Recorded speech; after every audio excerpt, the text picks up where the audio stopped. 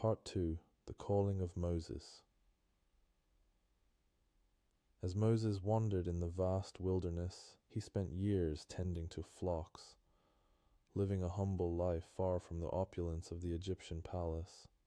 During this time he learned the ways of the desert and cultivated a deep sense of solitude and reflection. But little did he know, his life was about to change forever. One day, while leading his flock to the mountain of God, he came upon a sight that would alter the course of history. A bush engulfed in flames, yet it was not consumed. Curious and bewildered, Moses approached the burning bush, drawn by a force he could not comprehend.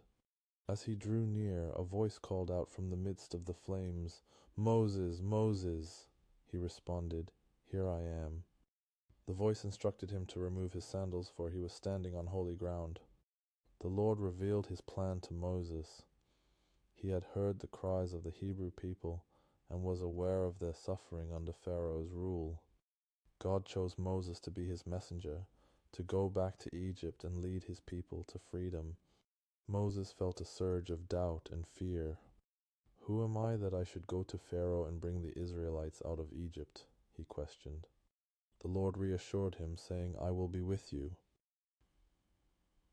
God provided Moses with signs to perform, including turning his staff into a serpent and making his hand leprous and then whole again.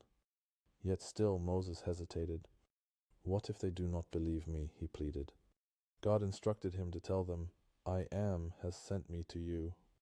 With this powerful name, Moses would carry the authority of God himself. After much back and forth, Moses finally agreed, and with his brother Aaron by his side, he returned to Egypt. As they approached Pharaoh, they demanded, "Let my people go."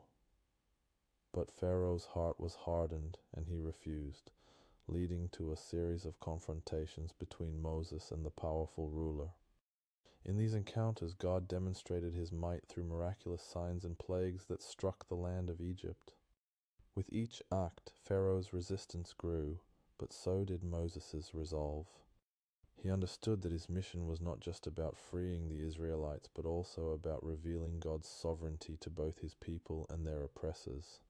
As the plagues escalated, Moses stood firm, embodying the faith and determination needed to lead his people out of bondage.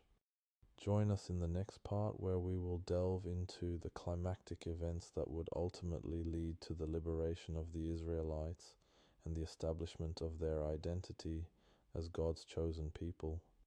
If you found this chapter of Moses' journey inspiring, please like, comment, and share your thoughts. What do you think will happen next as Moses confronts Pharaoh? Don't forget to follow for part 3, where we'll witness the powerful acts of God that lead to the Exodus.